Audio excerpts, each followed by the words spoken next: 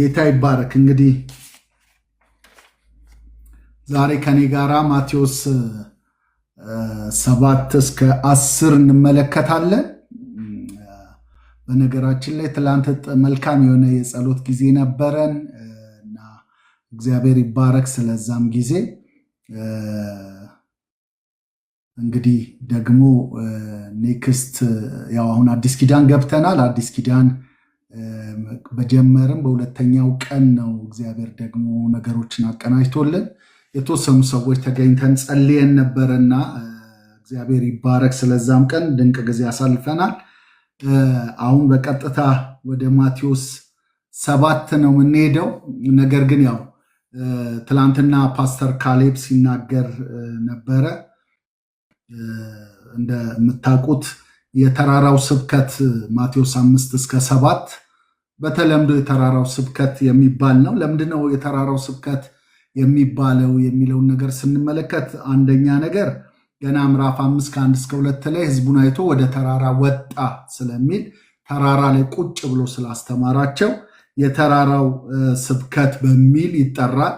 ሌላኛው ግን ጸሐፊው ማቴዎስ እንድናገናኘው ታሪኩን በተለይም ተደራሽ የሆኑት አይሁዳውያን እስራኤላውያን ስለሆኑ በሲና ተራራ ሙሴ የነሱ መሪ የነበረው ሙሴ ህጉን ሲቀበል በሲና ተራራ ላይ የተቀበለውን ያንን ክስተት እንዲያስቡ በተለይም ደግሞ 5ቱን የህግ መጽሐፍት ፔንታቱክ የሚባሉትን ከዘፍጥረት እስከ ዘዳግም ያሉትን ትምህርቶችን በማቴዎስ ወንጌል ላይ የምትመለከቱት 5 ትምህርቶች አሉ። ዋና ዋና ትምህርቶች የሚባሉ 5 ትምህርቶች አሉት።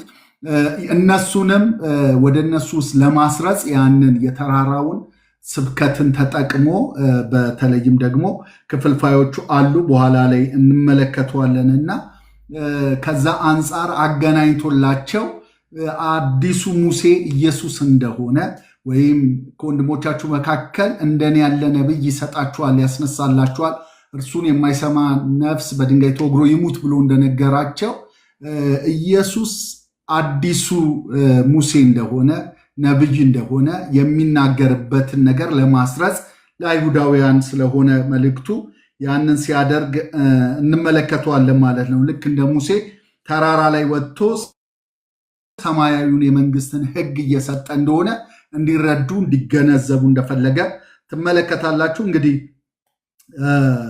በዋናነት እንዳልኳችሁ ከሲና ተራራ ከሕግ መሰጠቱ ጋራ አዲስ የሰማይ ሕግ ደግሞ አሁን በኢየሱስ ክርስቶስ አማካኝነት እየተሰጠ እንደሆነ እንዲያስታውሱ ነው። እንግዲህ ይሄ የተራራው ስብከት የሚባለው የተለያዩ ቪዎች አሉት። እንደምታውቁት የተለያዩ ምልከታዎች አሉ። በዋናነት የምናያቸው የተወሰኑ ምልከታዎችን ላሳያችሁና ከዛ በኋላ እናንተም ደግሞ በደንብ እንድታጠኑ ይሄ ባይብል ስተዲ ስለሆነ ገብታችሁ እንድታጠኑ ያስፈልጋልና እሱን አነሳላችኋለሁ። የመጀመሪያው እንድንመለከት የምፈልገው ምልከታ የሉተራንን ምልከታ ነው እና ይሄ የሉተራን ቪው የሚባለው ነገር የተራራው ስብከት የሰውን ልጅ ውድቀት የሚያሳይ መስታወት ነው። ሰው ሊፈጽመው የማይችል ሩቅ ያለ ተራራ ነው። የምንፈጽመው አይደለንም። መውደቃችንን የምናይበት መስታወት ነው በማለት ሉተራናውያን ይህንን ከ5 እስከ 7 ያለውን የተራራው ስብከት እንደ መስታወት ተመልከቱት፣ ማንችለው ነው፣ ሩቅ ነው በማለት ያስቀምጡታል። አናባፕቲስት የሚባሉት አናባፕቲስት እንግዲህ ከሉትራን በኋላ ልጆች መጠመቅ አለባቸው፣ አውቀው ተረድተው ተገንዝበው ተምረው ነው መጠመቅ ያለባቸው የሚሉ ደግሞ ይህንን ማቴዎስ ምዕራፍ 5 እስከ 7 በተለይም ቃል በቃል ነው መወሰድ ያለበት። ምንም አይነት ኮምፕሮማይዝ ሊደረግ ኖ ኮምፕሮማይዝ ነው የሚሉት። በዚህ ቃል ላይ ክርስቶስን ያስተማረው መፈጸም ነው ያለባቸው። ጠላታችሁን ውደዱ ብሎናል። የምንወደው ሊዋጋ መሳሪያ ይዞ የገባ ሰው ካለ እንኳን መውደድ ነው። ምንም አይነት መቋቋም ምላሽ መስጠት አይቻልም። ቀኝን ሲመታ ግራን ስጥ፣ ቀኝን ሲመታ ግራን ስጥ ነው። ከቶ አትማል ማለት ከቶ አትማል ነው። በፍርድ ቤት ገብተህ መማል አትችልም። ቤትም ውስጥ ማድረግ አትችልም። እንግዲህ በተለይም ደግሞ እነዚህ አሚሽ የሚባሉት ብዙ ቦታዎች ላይ ያሉ አሜሪካንም ጨምራሉ ከቴክኖሎጂ የራቁ መሳሪያ የማይዙ ውትድርና ላይ የማይሳተፉ ቃል በቃል መወሰድ አለበት የተራራው ስብከት ብለው የሚያምኑ ናቸው። እነዚህ ሰዎች ፍርድ ቤት አይሄዱም። እንደሚታወቀው ፈጽሞ በቃ ከዚህ ዓለም መንግስት ጋር ከምድር ላይ ካለው መንግስት ጋር የተለየነን እኛ የሰማይ መንግስት ዜጎች ነው። የሰማይ መንግስት ደግሞ የሚተዳደረው ከምዕራፍ 5-7 ባለው በተራራው ስብከት ነው። ስለዚህ የምድር መንግስት ጋር መካፈል የለብንም። ቤተክርስቲያን ከመንግስት የተለየች ነች። ፈጽሞ እዛ ውስጥ ጣልቃ አንገባም የሚሉ ናቸው። እነዚህ አናባፕቲስቶች ይባላሉ። ሶስተኛው ዲስፐንሴሽናሊስት የምንለው ወይም ዲስፐንሴሽናል ቪው ያላቸው ሰዎች ናቸው። እንግዲህ ደግሞ ዲስፐንሴሽናሊስት የሚያምኑት ይህ አመለካከት ደግሞ ምን አይነት ነው ስንል ቤተክርስቲያን ከመምጣቷ በፊት ከአዲስ ኪዳን በፊት የተነገረ ነው። አዲስ ኪዳን የጀመረው ይህ ለእናንተ የሚሰጥ የአዲስ ኪዳን ደሜ ነው ብሎ ከደሙ በኋላ ነው አዲስ ኪዳን የሚጀምረው። ከዛ በፊት የነበረው ለእስራኤላውያን ለአይሁድ ነው። ለቤተ ክርስቲያን አልተሰጠም። ይህ ትእዛዝ እኛን አይመለከትም፣ እስራኤልን ነው። በተለይም ደግሞ በሺህ ዓመቱ መንግስት ጊዜ ላይ ኢየሱስ ክርስቶስ ሰይጣን ከታሰረ በኋላ በምድር ላይ በሚገዛበት ቅዱሳን በሚነግሱበት በምድር ላይ ይነግሳሉ በተባለበት በዛ ዘመን ላይ ይህንን ሕግ በማስፈጸም ደረጃ እዛ ሰይጣን በታሰረበት በሺህ ዓመት መንግስት ላይ የሚፈጸም ነው። የኛ አይደለም፣ የቅዱሳን አይደለም፣ የቤተ ክርስቲያን አይደለም በማለት ያስቀምጣሉ። እንደዚህ ብለው ያስቀምጡታል። ይህም ብቻ አይደለም፣ አሁን የምንኖረው በጸጋ ነው፣ በህግ አይደለም።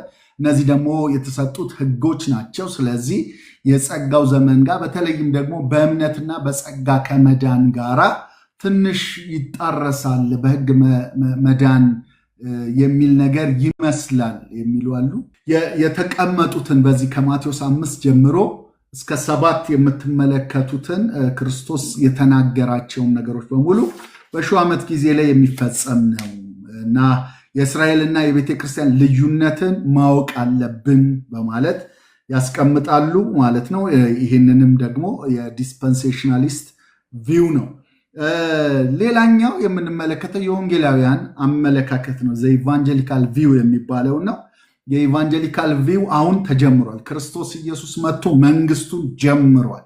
አሁን ይሄ ቃል ለእኛ የተሰጠ ነው። በመንፈስ ቅዱስ በጸጋ አማካኝነት የምንኖረው ነው። ኦልሬዲ አሁን ገብተንበታል። ግን በትኖት የት ኦልሬዲ በትኖት የት የሚለው ወይም ተጀምሯል ግን ገና አልተፈጸመም የሚል ነው። አሁን እንኖረዋለን ደግሞ ፍጻሜን የሚያገኝበት ጊዜ ደግሞ ይመጣል የሚል ነው እና የእግዚአብሔር መንግስት ጀምሯል። ኦልሬዲ ኤግዚስት አድርጓል። ደግሞ በኋላ ደግሞ ይፈጸማል እና በኦልሬዲ እና በትኖት የት በሚለው ጊዜ ውስጥ ሚዛናዊ የሆነ ድልድይ ሆኖ ትመለከቱታላችሁ። የተራራው ስብከት የወደፊት ብቻ አይደለም። ኢየሱስ መንግስቱን ስለጀመረ ያሁን ነው። በመንፈስ ቅዱስ ኃይል የምንኖረው የህይወት ዘይቤ ነው። ለሌሎች እንደ ብርሃን እና እንደ ጨው የምንታይበት ነው። ስለዚህ በመንፈስ ቅዱስ ኃይል የሚኖር ህይወት ነው። በሰው ጥረት ሳይሆን በመንፈስ ቅዱስ ኃይል የሚፈጸም ነው። ሙሉን ፍጻሜ ግን የሚያገኘው በሺህ ዓመት መንግስት ጊዜ ነው። ሰይጣን በታሰረ ጊዜ፣ ክርስቶስ ኢየሱስ በሚገዛበት በሰላሙ ጊዜ ያንን ዘመን ፍጻሜ ያገኛል የሚል ምልከታ ነው እና ለወንጌላውያን የተራራው ስብከት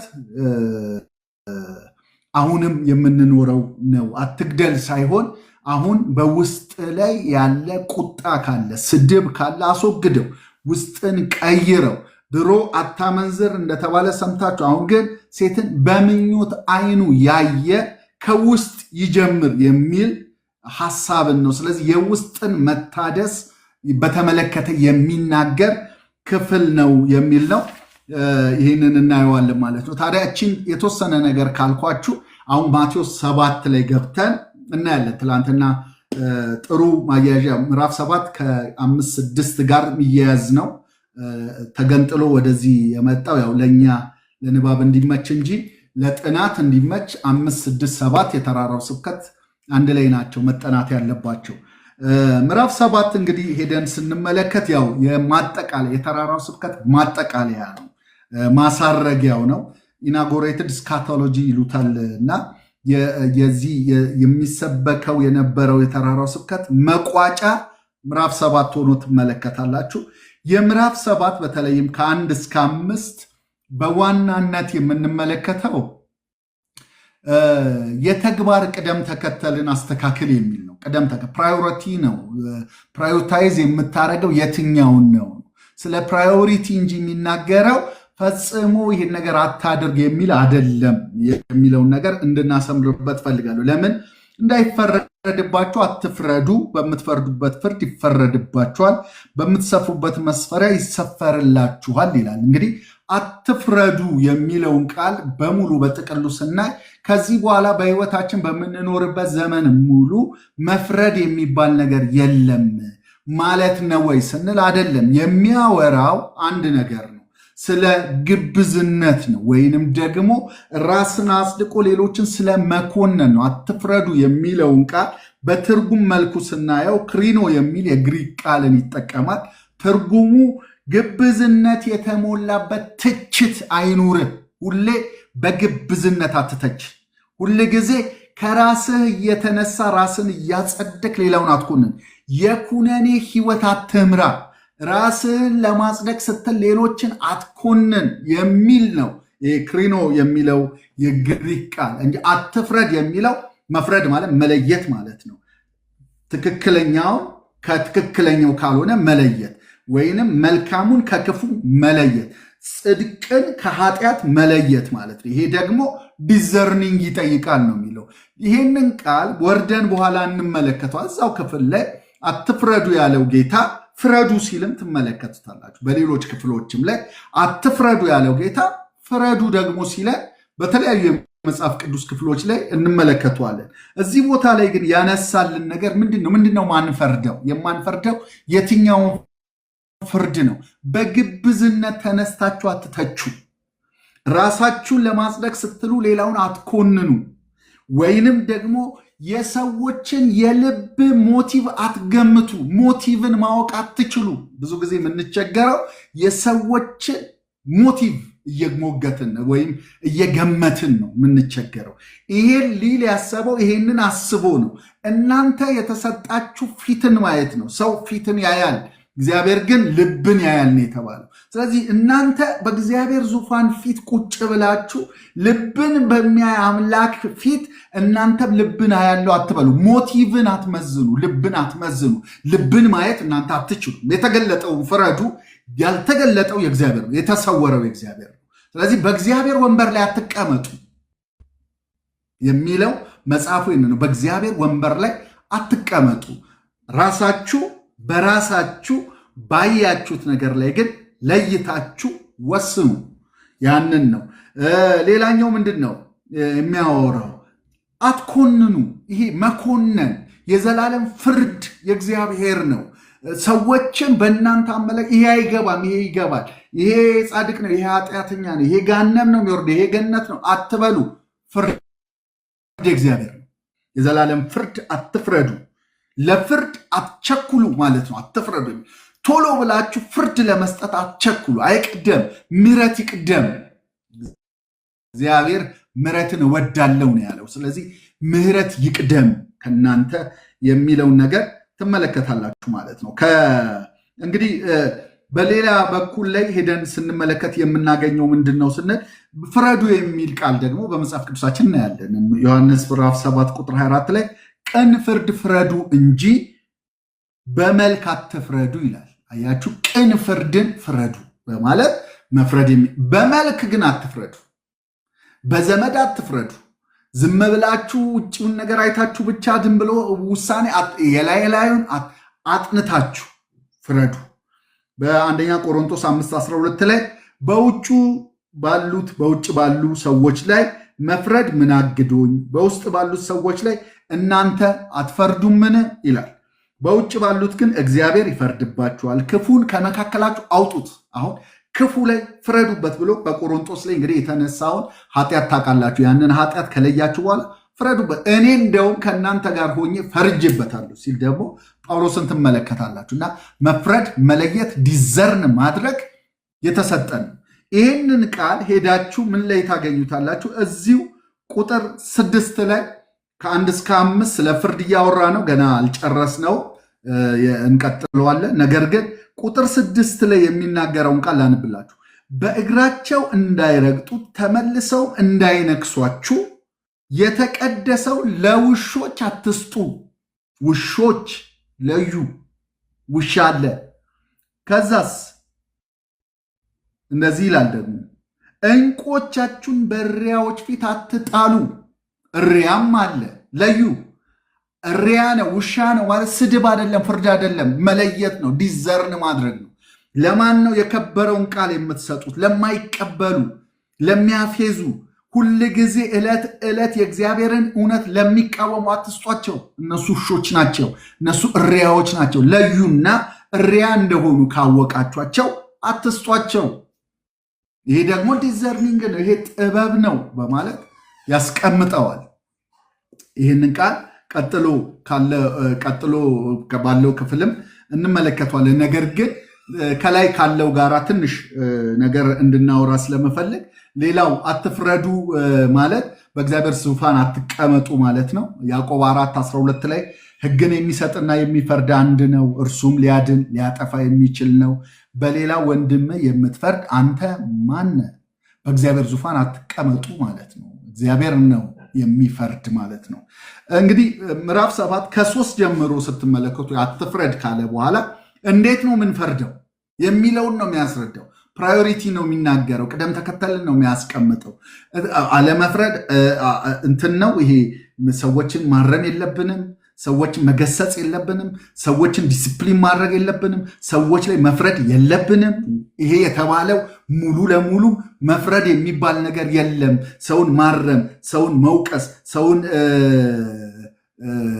ማስተካከል፣ መገሰጽ፣ መቅጣት የሚባሉ ነገሮች የሉበትም ስትሉ ነው ሚለን ሌላ ነው። በመጀመሪያ ራስህን አስተካከል። ሰውን ከማስተካከል በፊት በመጀመሪያ ዓይንህን አጥራ፣ ያንተን ትልቁን አስወግድ፣ ከዛ በኋላ ግን አድርግ ነው የሚለን። ስለዚህ የቅደም ተከተል ጉዳይ መሆኑን ከ3 ጀምሮ ትመለከታላችሁ። በወንድም ዓይን ያለውን ጉድፍ ስለምን ታያለህ? ጉድፍ ማለት በጣም ትንሽ ነገር ነው፣ አፈር ነው፣ ትቢያ ነው፣ ጥቂት ነገር ነው ዓይን ውስጥ የገባው። በወንድምህ ያለው እሱ ነው። ነገር ግን በዓይን ግን ያለውን ምሰሶ ስለምን አትመለከትም ይላል። አያችሁ፣ ግብዝ ማለት ምን ማለት ነው ስንል የሌላውን የሚያይ የራሱን የማያይ ማለት ነው። ግብዝ ማለት ፈራጅ ማለት ነው ብለናል። ትርጉሙን ከላይ አትፍረድ ብሎ ግብዝ አትሁን። ግብዝ ፈራጅ ነው።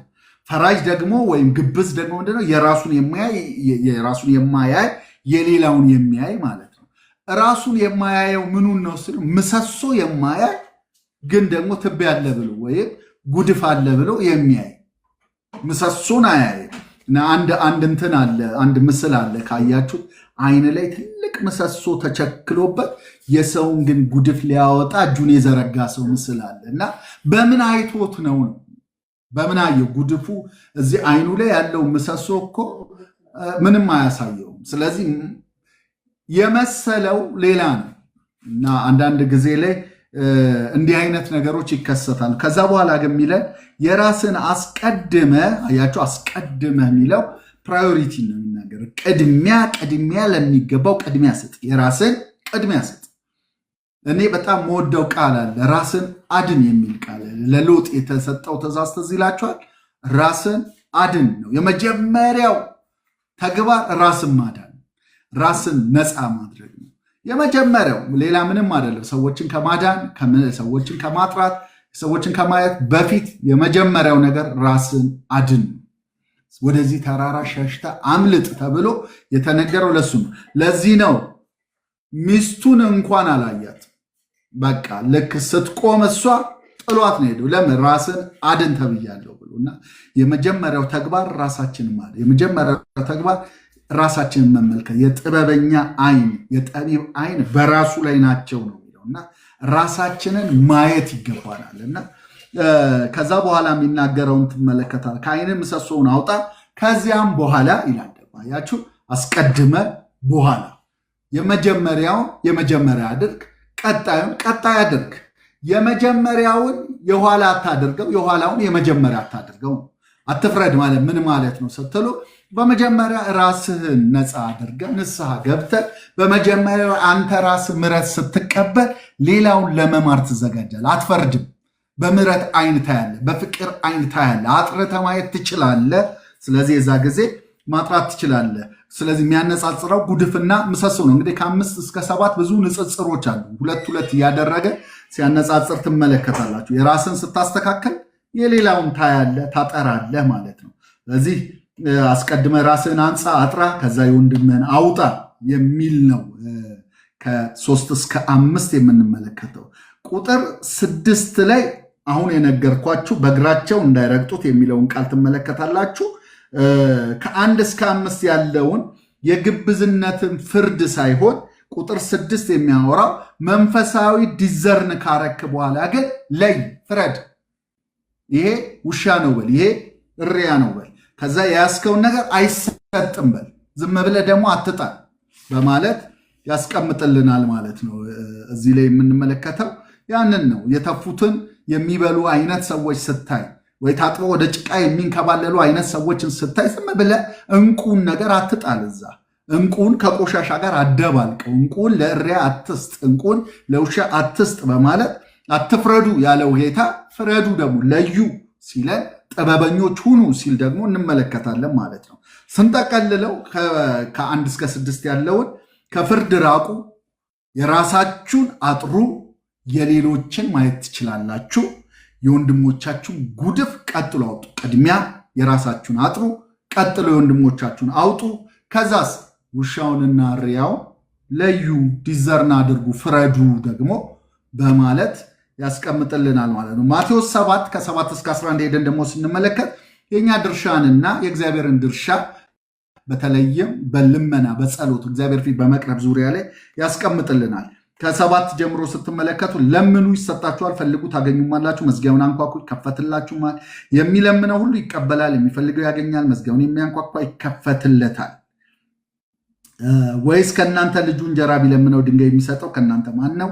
አሳስ ቢለምነው እባብን ይሰጠዋልን? እንኪያስ እናንተ ክፉዎች ስትሆኑ ለልጆቻችሁ መልካም ስጦታ መስጠት ካወቃችሁ በሰማያት ያለው አባታችሁ ለሚለምኑት እንዴት አብልጦ መልካምን ነገር ይሰጣቸዋል። አሁን ይሄ እስከ ቁጥር 11 ድረስ የምትመለከቱት ነገር የሁለት ድርሻን ነው የሚያሳየው፣ የሰው ድርሻና የእግዚአብሔር ድርሻ።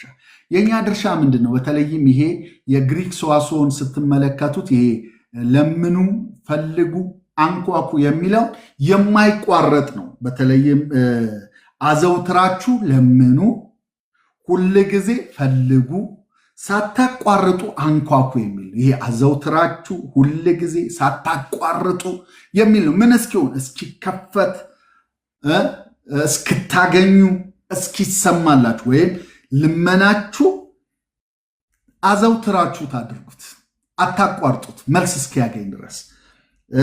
እንደገና ደግሞ የምትፈልጉት ነገር ሁል ጊዜ ፈልጉ፣ ስታንኳኩ ሳታቋርጡ አንኳኩ፣ እስኪከፈት ድረስ አንኳኩ የሚል ነው እና የሚቋረጥ አይደለም የሚለውን ሀሳብ ትመለከቱበታላችሁ። ይሄ የእኛን ጽናትን፣ ትዕግስትን፣ ትጋትን ይጠይቀናል ማለት ነው። ይሄ የሰው ድርሻ ነው። የእግዚአብሔር ድርሻ ምንድን ነው? እምነትን፣ የተለያዩ ነገሮች። የእግዚአብሔር ድርሻ ምንድን ነው ስትሉ እግዚአብሔር መልካም አባት ነው ይለናል። መልካም አባት ከሆነስ እንግዲያውስ መልካም አባት ከሆነ መልካምን ነገር ይሰጣችኋል አደለ? ቁጥር 11 ላይ የሚናገረው እንደዚህ ነው። እንኪያስ እናንተ ክፉዎች ስትሆኑ ለልጆቻችሁ መልካም ስጦታ መስጠት ካወቃችሁ በሰማይ ያለው አባታችሁ ለሚለምኑት እንዴት አብልጦ መልካምን ነገር ይሰጣቸው። አብልጦ መልካምን ነገር ያደርጋል ማ? እግዚአብሔር። ለምን? መልካም ነው እሱ። ስለዚህ አዘውትራችሁ ስታረጉ፣ ሁል ጊዜ የተባሉን ስትፈጽሙ፣ ሳታቋርጡ ስታንኳኩ አንድ ነገር እርግጠኛ ሁኑ፣ የእናንተን ድርሻ ስትወጡ የእሱን ድርሻ የሚወጣ መልካም አባት አላችሁ። እናንተ ክፉዎች ሆናችሁ ለልጆቻችሁ መልካም ማድረግ ካወቃችሁ እግዚአብሔርማ እንዴት አብልጦ መልካምን ነገር አይሰጣችሁ። ስለዚህ እግዚአብሔር አባታችሁ መልካምን ነገር ይሰጣችኋል፣ መልካምን ነገር ያደርግላችኋል በማለት ይናገራል። ይህንን ቃል ልክ መልካምን ይሰጣችኋል፣ መልካምን ያደርግላችኋል ብሎ ቁጥር 12 ጋር ያገናኘዋል። እንግዲህ ይላል ዜርፎር ሁል ጊዜ ወይም እንግዲህ ሁል ጊዜ ከላይ ካለው ቁጥር ጋር የሚያያዝ ነው። ምን እያለ ነው? እንግዲህስ አባታችሁ መልካሙ አባታችሁ መልካምን አብልጦ የሚያደርግላችሁ ከሆነ እንግዲህ እሱ እንደዚህ ከሆነ እናንተ ደግሞ እንግዲህ ሰዎች ሊያደርጉላችሁ የምትወዱትን ሁሉ እናንተ ደግሞ እንዲሁ አድርጉላቸው። አባታችሁ መልካም ነው።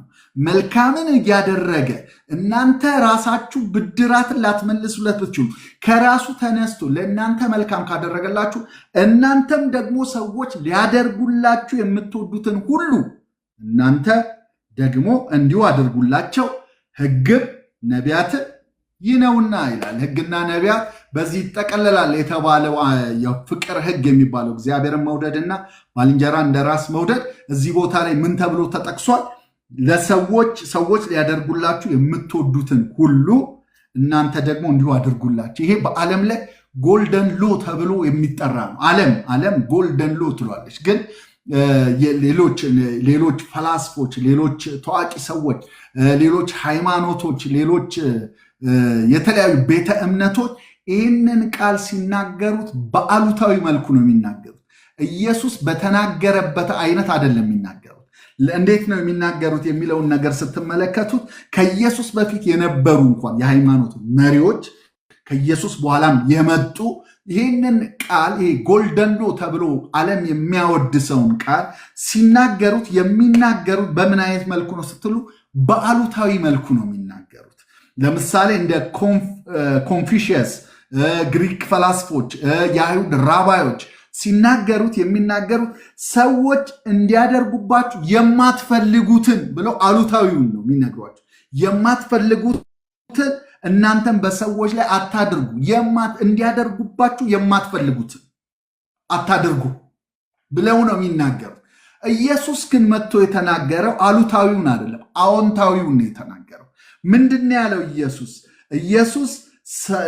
ሰዎች ሊያደርጉላችሁ የምትወዱትን እናንተ አድርጉ። አሁን ያኛው አሉታዊ ነው፣ ይሄኛው ግን አዎንታዊውን ነው። ምን ማለት ነው? ያኛው እንዳይጎዷችሁ አትጉዷቸው፣ እንዳይጎዱ አትጉዳ። ለምን? እንዲያደርጉባችሁ የማትፈልጉትን ነገር እናንተም በሰዎች ላይ አታድርጉ። እንዲያደርጉባችሁ የማትፈልጉትን ኔጌቲቭን ነገር በሰዎች ላይ አታድርጉ። ኢየሱስ ግን ያለው ብለው ፖዘቲቭን ነገር አድርጉት። ምንድን ነው ያለው? ሊያደርጉላችሁ የምትወዱትን አድርጉ። ያ አታድርጉ፣ ይሄኛው አድርጉ። ያ ኔጌቲቭ አታድርጉ። ኢየሱስ ግን ፖዘቲቭ አድርጉ። ለምን? ዝም ማለት አይቻልም ነው። አይተ ማለፍ አይቻልም ነው።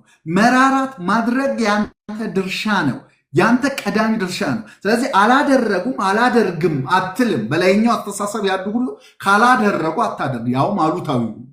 ኢየሱስ ግን ያለው አዎንታዊውን ነው።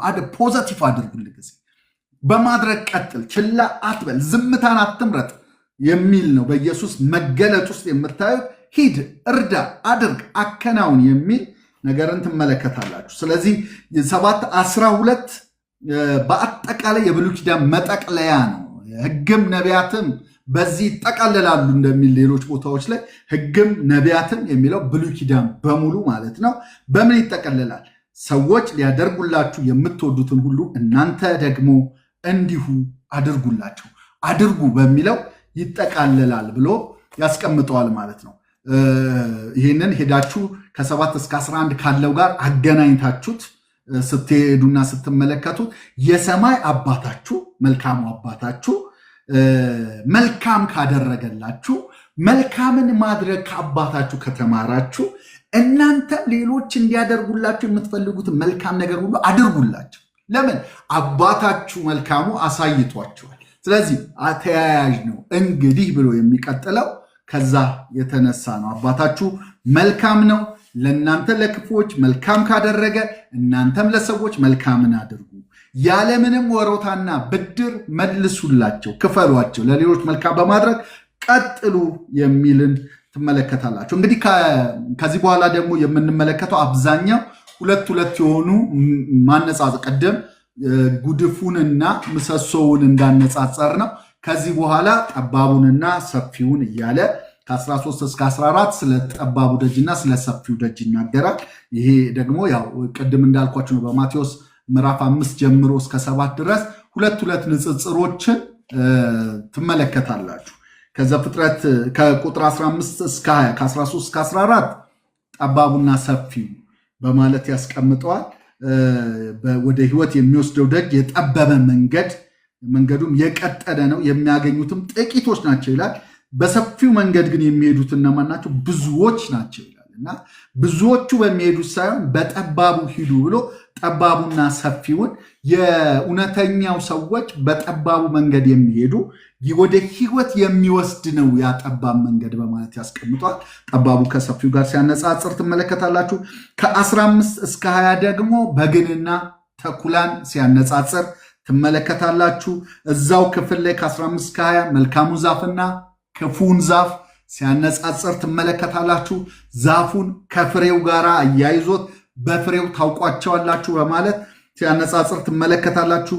ከቁጥር 21 እስከ 23 ደግሞ ጌታ ሆይ የሚሉ ትንቢትን የሚናገሩ በስምህ እንዲና እንዲያ አደረግን የሚሉ እና ቃሉን የሚፈጽሙትን ልዩነት አሁንም ሁለት መነጻጸሪያ አድርጎ ያስቀምጠዋል ማለት ነው።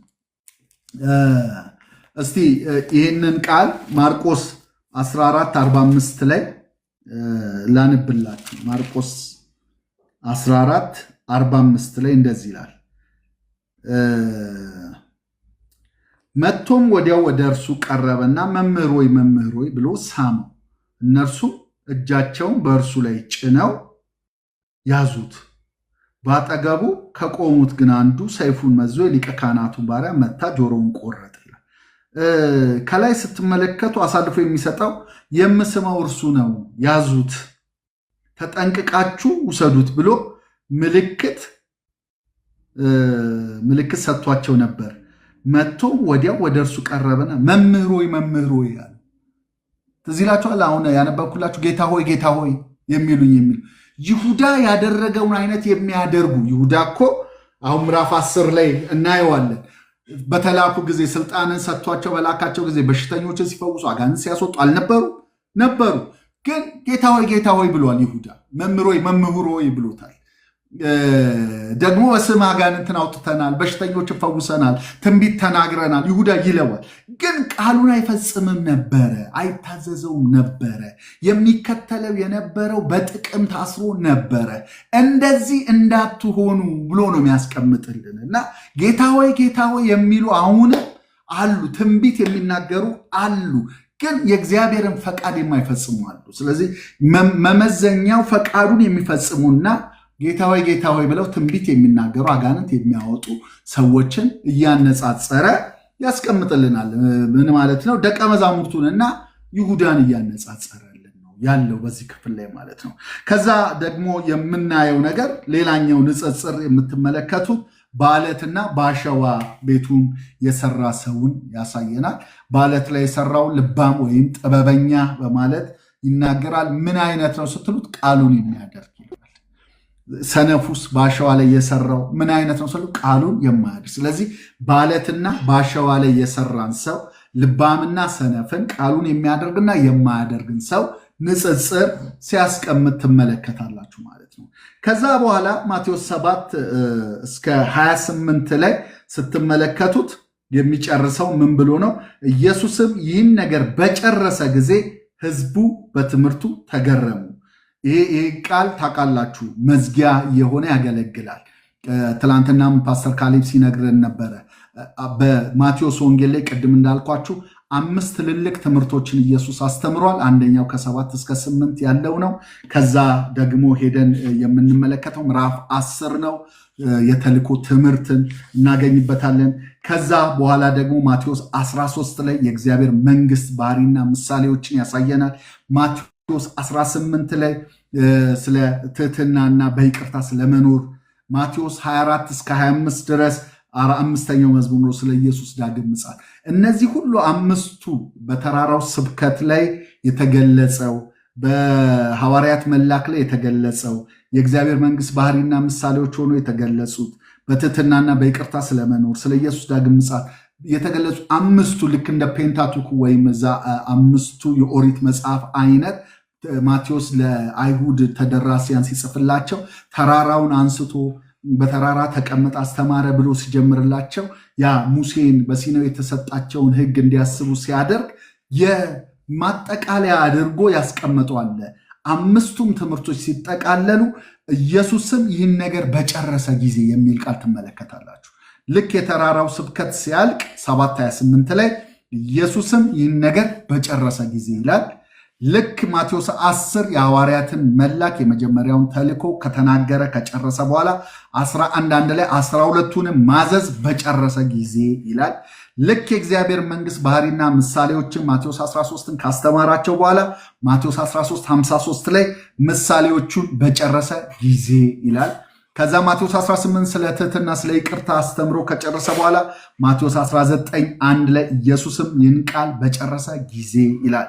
ከዛ ማቴዎስ 24-25 ላይ ስለ ኢየሱስ ዳግም ምጽአት ካወራ በኋላ ማቴዎስ 26:1 ላይ ኢየሱስም ይህን ቃል ሁሉ በጨረሰ ጊዜ። ስለዚህ አምስቱን ትምህርቶችን የከፋፈለበት መለያ ሆኖ ትመለከቱታላችሁ ማለት ነው። እና ኢየሱስን አዲሱን ሕግ ሰጪ እና አዲሱን ሙሴ ተዋወቁት እያለ እንደሆነ ኢሳያስን በዛ ማየት ትችላላችሁ ማለት ነው። ከዛ በኋላ ግን የምንመለከተው ነገር ምንድን ነው ስንል ምዕራፍ 8 ነው ምናየው። ምዕራፍ 8 ልክ ምዕራፍ 8ና 9 ይህንን ቃል ሲጨርስ በተለይ ምዕራፍ 7 ቁጥር 28 ላይ ሄደን ኢየሱስ ይህን ነገር በጨረሰ ጊዜ ብሎ ህዝቡ በትምህርቱ ተገረሙ። እሺ እንደ ጻፎቻቸው ሰው እንደ ባለስልጣን ያስተምራቸው ነበር። ትምህርቱ እንደ ባለስልጣን ነበር፣ በስልጣን ነበር።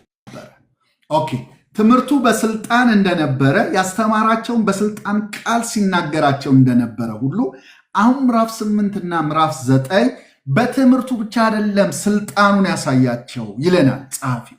በትምህርት ብቻ ሳይሆን በድንቅና በተአምራትም በእነዚህ ሁሉ ምልክቶች በእነዚህ ኤሪያዎች ሁሉ ላይ ስልጣኑን ገልጧል ብሎ ከ8 እስከ 9 ደግሞ ኢየሱስ ስልጣኑን የገለጠ ነው። ፕራክቲካል የሆነውን ስልጣን በትምህርት ብቻ ሳይሆን በድርጊት ያሳያቸውን ስልጣን ይጀምረዋል ማለት ነው። ስለዚህ 8ና 9 ያንን በስልጣን የተናገረውን ኢየሱስ ክርስቶስ በስልጣን ሲፈውስ፣ በስልጣን ነፃ ሲያወጣ፣ በስልጣን ፍጥረትን ሲያዝ፣ ተፈጥሮን ሲያዝ፣ በስልጣን አጋንንትን ሲያዝ፣ በስልጣን በሁሉ ላይ ስልጣን እንዳለው ደግሞ ሲያሳይ ትመለከታላችሁ ማለት ነው። አሁን እነሱን እንመለከታለን። ምዕራፍ 8ና 9ን ስንመለከት የምናገኘው ይህንን ነው። ይህንን ታዲያ ብቻ ሳይሆን በትምህርቱ ላይ ያለውን ስልጣን ብቻ ሳይሆን ትምህርቱን ተግባራዊ ሲያደርገው ከ5 እስከ 7 የነበረውን የተራራውን ስብከት አሁን ወርዶ ሲፈጽሞ ትመለከታላችሁ። ከተራራ ወርዶ ደግሞ ተራራ ላይ የነገራቸውን ከተራራ ወርዶ ከ5 እስከ 7 የነገራቸውን ፕራክቲካሊ ሲያሳያቸው ትመለከታላችሁ። ገና ሲጀምር ከተራራ በወረደ ጊዜ ብዙ ሕዝብ ተከተሉት፣ እነሆም ለምጻም ቀርቦ ይላል። አሁን ኢየሱስ በተራራው ስብከቱ ላይ እየነገራቸው ያለ ነገር ነበረ። ትዝ ካላችሁ ምሕረት ለሚገባው ምሕረት አድርጉ፣ ዝቅ ማለት ሲገባችሁ ዝቅ በሉ፣ ስጡ፣ እንደዚህ አድርጉ እያለ እያሳያቸው የነበረውን ነገር አሁን ሲፈጽሙ ታያላችሁ። የመጀመሪያ ያደረገው በማህበረሰቡ በአይሁድ ማህበረሰብ የተገለለ ወደ ውጭ የወጣ በምድረ በዳ የሚኖር ከማህበረሰቡ ጋር የማይቀላቀለውን ሰው እሱ እንዲቀላቀል ሲያደርገው፣ ማንም የማይነካውን ሲነካ ሲዳስሰው፣ የማይቀርቡትን ሲቀርብ እየነገራቸው የነበረው በተራራ ላይ ያስቀመጠውን ስብከት ወርዶ ሲኖረው ትመለከቱታላችሁ። እና ቁጥር 1 እስከ 4 ድረስ ስትመለከቱት ይህንን ነው የምትመለከቱት። በማህበረሰቡ የተገለለውን የለምጻሙን መንጻትን ትመለከታላችሁ። እና ኢየሱስ በበሽታ ላይ ስልጣን አለው ብቻ ሳይሆን ደግሞ የተገለሉትን ሰዎች ሊያቀላቅል ነው የመጣው። ትምህርቱን በተግባር ደግሞ ስልጣኑን በበሽታ ላይ እየገለጸ ታዩታላችሁ። እና ከተራራ በወረደ ጊዜ ብዙ ሕዝብ ተከተሉት፣ እነሆም ለምጻም ቀርቦ ጌታ ሆይ ብትወድስ ልታነጻኝ ትችላለህ እያለ ሰገደለት ይላል። ብትወድ ልታነጻኝ ትችላለህ አለ። ኢየሱስ ምን እንዳለው ተመልከቱ። እጁን ዘርግቶ ዳሰሰውና ታውቃላችሁ ማንም በብሉይ ኪዳን ላይ ለምጻምን መዳሰስ አይቻልም። ለምጻም የተጠቀመበትን ዕቃ መመገብ አይችሉም፣ ይረክሳሉ። ኢየሱስ ግን እንደ ሰው አይደለም። ሕጉን ሊፈጽም ስለመጣ ፍጹም ሰው ስለሆነ እሱ አይረክስም። ስለዚህ ነካው። ሲነካው አይረክስም። የረከሰውን ሰው ግን ቀደሰው። ለምጹን ያጠፋው ሲነካው ከለምጻምነቱ ወደ ጤነኛነት ነው የተሸጋገረው እና የኢየሱስ መንካት የሰውየውን ታሪክ ነው የቀየረው። ሰው ግን ቢነካው ያንን ሰው የሰውየው የራሱ ታሪክ ነው የሚቀየረው። የኢየሱስ መንካት ግን ሰውየውን ፍጹም ጤና ሲያደርገው ትመለከታላችሁ እና ኢየሱስ ክርስቶስ ወርዶ ያ በተራራው ላይ ያስተማራቸውን የሚያዝኑ ብፁዓን ናቸው የሚራሩ እያለ ሲናገር የነበረው በተግባር እወዳለሁ ንጻ ብሎ ሲዳስሰው እወዳለሁ ሲሉ ማንም የማይቀርበውን ሲነካው ትመለከታላችሁ እና ይህንን ምን ማለት ነው ስትሉ ለተገለሉት ነው የመጣሁት እያለ ነው ኢየሱስ። ስልጣን አለው በበሽታ ላይ። በትምህርት ብቻ አይደለም፣ ስልጣኑን እያየን ነው። ከዛ ሁለተኛ የምንመለከተው ደግሞ ከምዕራፍ 8 ከ5 እስከ 13 ነው። በማ ላይ ነው ስልጣን ያለው? በአሕዛብ ላይ ስልጣን አለው። የመቶ አለቃውን እናገኝ። አሁን የተገለለውን የአይሁድ ማህበረሰብ ተመልክተናል። አሁን ደግሞ መቶ አለቃውን እንመለከተ ሮማዊውን የእሱን ብላቴና ኢየሱስ ምን ማለት ነው? ለጄንታይልስ ለአሕዛብ ይሄ እንትን ውጪ ናችሁ እናንተ ከሃይማኖት ውጪ ናችሁ ከእግዚአብሔር ርቃችኋል ለተባሉት ደግሞ ያለውን ልብ ያለውን ርኅራሄ ኢየሱስ ታዩታላችሁ። አንደኛ በአሕዛብ ላይ ስልጣን እንዳለው ሲያስቀምጥልን ከምዕራፍ 8 ከ5 እስከ 13 እንመለከታለን። አይሁዳዊ ያልሆነውን በሃይማኖት የተገለለውን ይህንን የመቶ አለቃውን ልጅ ሲፈውስ እንመለከተዋለን ማለት ነው። ወደ ቅፍርናሆም በገባ ጊዜ መቶ አለቃ ወደ እርሱ ቀርቦ ጌታ ሆይ ብላቴናዬ ሽባ ሆኖ፣ ቅድም ለምጽ ነው ያየነው፣ የቆዳ የማይድን በሽታ ነው። የማይድን ክሮኒክ ነው፣ ሊድን አይችልም። ለዚህ ነው እዛው በውጭ እንዳሉ ነው የሚኖሩት፣ አይቀላቀሉም ከማህበረሰቡ። ኢየሱስ ግን ለሁሉ መፍትሄ ያለው። አሁን እዚህ ጋር ደግሞ መጥቶ ሽባ ለነበረው ሰው፣ ፓራላይዝድ ለሆነው ለማይንቀሳቀሰው በሱም ላይ ስልጣን አለው። በቆዳ ላይ ብቻ አይደለም፣ በማይድነው ላይ ብቻ አይደለም፣ በማይንቀሳቀስ ነርቭም ላይ ስልጣን አለው ኢየሱስ። ስለዚህ ምን ይለዋል? ሽባ ሆኖ እጅግ እየተሰቃየ በቤት ተኝቷል። ይሄ የቅድሙ ለምጻም የሚንቀሳቀስ ግን የማይድን ነገር የተሸከመ፣ ይሄኛው የተኛ ግን የማይንቀሳቀስ የማይድን ነርቭ የተለያዩ የሰውነቱ ክፍሎች ፈጽሞ መንቀሳቀስ የማይችሉ ነው ይለዋል። ከዛ መቶ አለቃውን መልሶ ጌታዊ እመጣለሁ አለው። እኔ መጥቼ ፈውሰዋለሁ ሲለው፣ አይ ጌታዊ በቤቴ ጣሪያ ከታች ልትገባ አይገባኝም፣ ነገር ግን ቃል ብቻ ተናገር ብላቴናዬ ይፈወሳል። እኔ ደግሞ ለሌሎች ተገዢ ነኝ፣ ከኔም በታች ጭፍራ አለኝ። ታውቁታላችሁ ታሪኩን። ቅድም ዳሶ ነው የፈወሰው ኢየሱስ ክርስቶስ አደለ? እጁን ዘርግቶ ዳሰሰው ይላል። አሁን ደግሞ ቃል ብቻ ለምን? ስልጣን አለው እሱ በበሽታ ላይ ስልጣን አለው።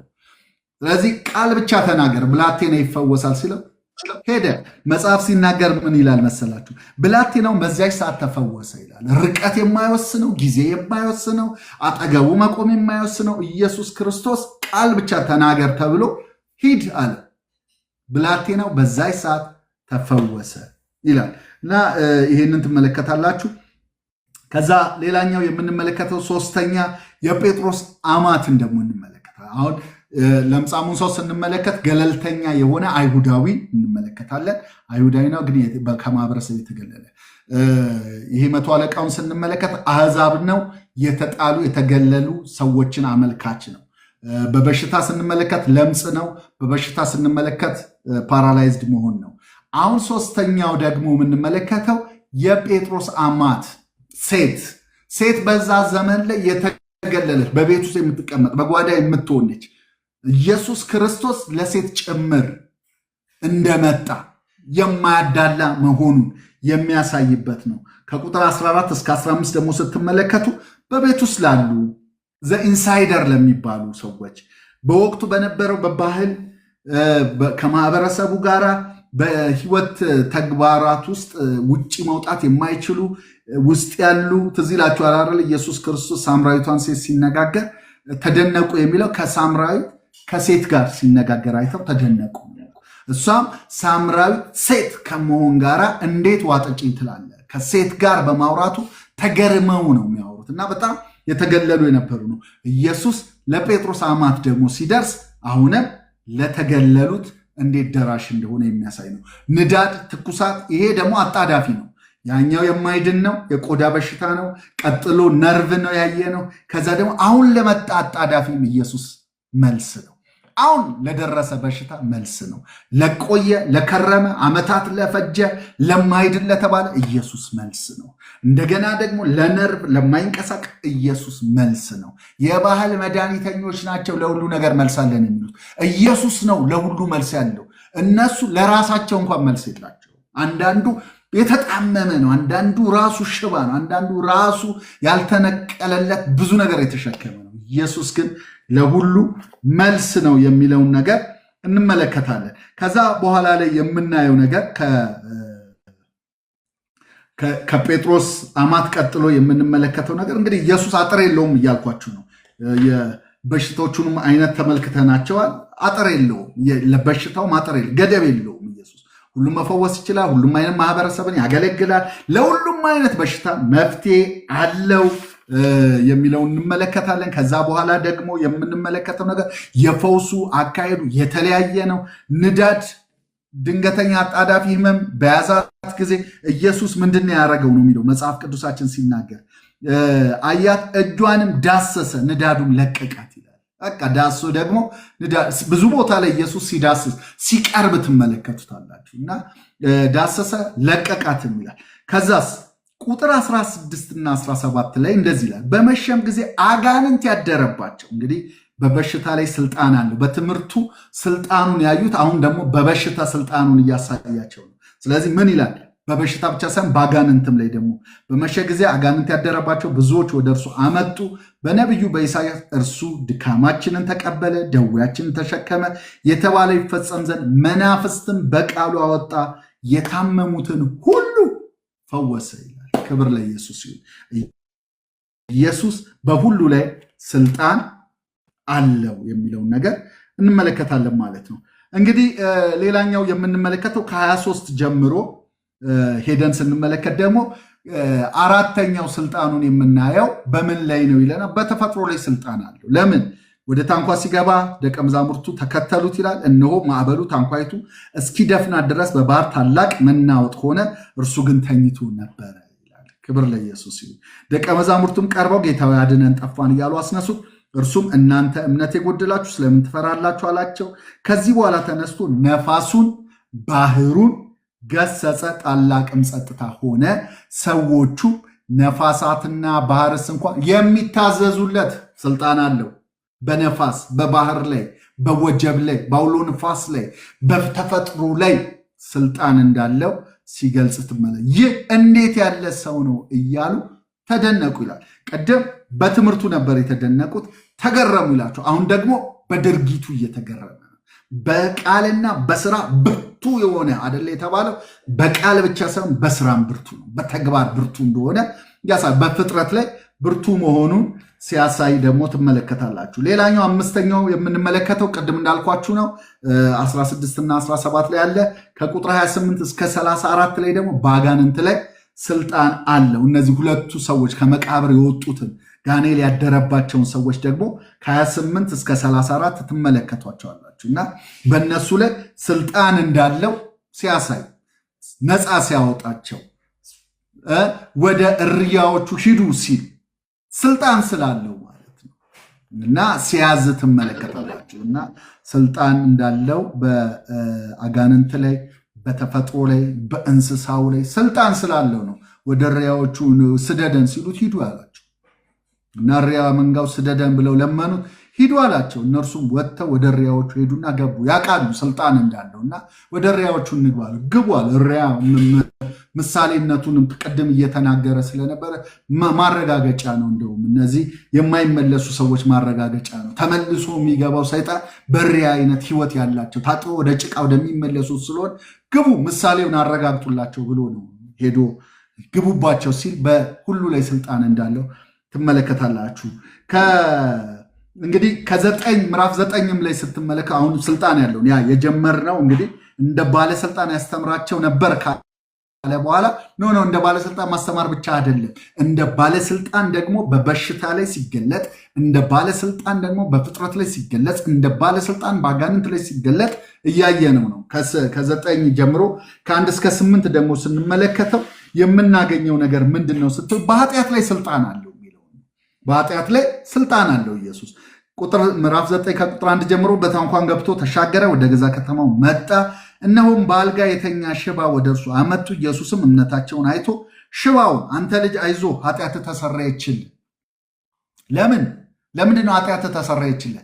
በኃጢአት ላይ ስልጣን እንዳለው እንዲገባቸው ፈልጎ ይህንን አለ። እንዲህ ይላል ተሰረየችላል። እነሆም ከጻፎቹ አንዳንዱ በልባቸው ይህስ ይሳደባል አሉ። ኢየሱስም ሐሳባቸውን አውቆ እንዲህ አለ፣ ስለምን በልባችሁ ክፉ ታስባላችሁ? ኃጢአት ተሰረየችልህ ከማለት ወይስ ተነሳና ሂድ ከማለት ማናቸው ይቀላል? ነገር ግን በምድር ላይ ኃጢአትን ያስተሰርይ ዘንድ ለሰው ልጅ ስልጣን እንዳለው እንድታውቁ። ስልጣን አለው፣ ኃጢአትን የማስተሰረይ ስልጣን አለው የሰው ልጅ እንድታውቁ። በዚያን ጊዜ ሽባውን ተነሳ፣ አልጋን ተሸክመ ወደ ቤተ ሂዳል። ሲያሳያቸው የነበረው የፈውስ የታምራት ስልጣኑ አንደም በኃጢአትም ላይ ስልጣን ያለኝ እኔ ነኝ ብሎ ሲያሳያቸው ትመለከታላችሁ። ህዝቡም አይተው ተደነቁ ይለንና ምን እንደሚል ተመልከቱ። ለሰውም እንዲያለ ስልጣን የሰጠ እግዚአብሔርን አከበሩ። ስለ ስልጣን ነው የሚያወራው። በትምህርቱ ስልጣን ነበረ፣ እንደ ባለስልጣን ነው። ደግሞ በበሽታ ላይ፣ በአጋንንት ላይ፣ በፍጥረት ላይ፣ በኃጢአት ላይ ስልጣን እንዳለው እያሳየው እንመለከታለን ማለት ነው። ከዛ በኋላ ደግሞ ከሌሎች ጋር ወዳጅ በመሆን የኃጢአተኞች ወዳጅ በመሆን እናየዋል። እንግዲህ ከላይ የምትመለከቱት ነገር ይሄ ቅድም እንደነገርኳችሁ አሕዛብ ነው። መቶ አለቃው የሮም ወታደር ነው፣ የአይሁድ ጠላት ነው። ነገር ግን ኢየሱስ ክርስቶስ እየተናገረ ያለው ነገር ምንድን ነው ብለን ሄደን ስናየው እንደዚህ ይላል። እምነቱን ነው ያሳየው። ምን ብሎ ነው የተናገረው? እኔ ደግሞ ለሌሎች ተገዢ ነኝ፣ ከኔም በታች ጭፍራ አለኝ። አንዱንም ሂድ ብለው ይሄዳል፣ ሌላውንም ና ብለው ይመጣል፣ ባሪያዬንም ይህን አድርግ ብለው ያደርጋል አለው። ኢየሱስም ሰምቶ ተደነቀና ለተከተሉት እንዲህ አለ።